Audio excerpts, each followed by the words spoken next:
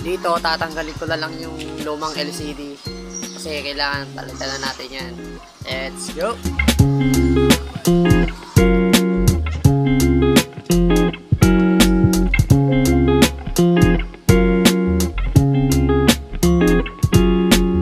Ito na nga guys, natanggal na natin yung lumang LCD nya. Papalitan na natin yan mamaya-maya. Dito kailangan natin tanggalin yung mga lumang pandikit niya sa mga gilid-gilid. Kasi para magandang pagkakadikit ng LCD pag nilagyan na natin ng pandikit mamaya.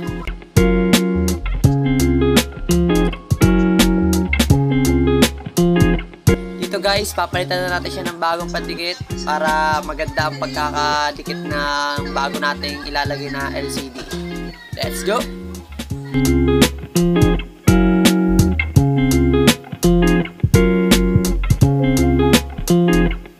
So ayun na nga, tapos na natin ilagay yung bagong pandikit natin. So ilalagay na natin yung bagong LCD. Let's go!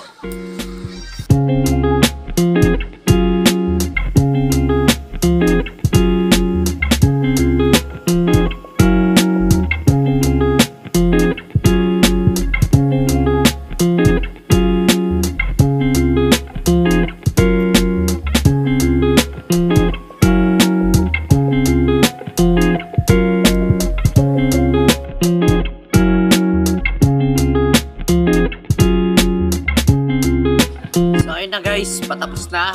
So, tetestingin natin kung gagana ba talaga. Let's go!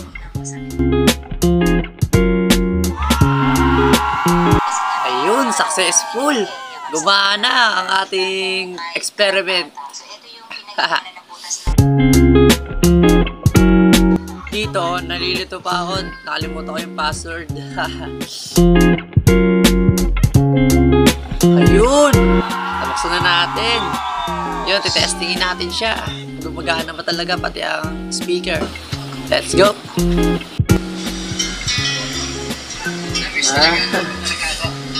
Ayun, successful. Pati ang speaker gumagana. Ngayon naman, kakabit na natin ang kanyang mga cover. Let's go!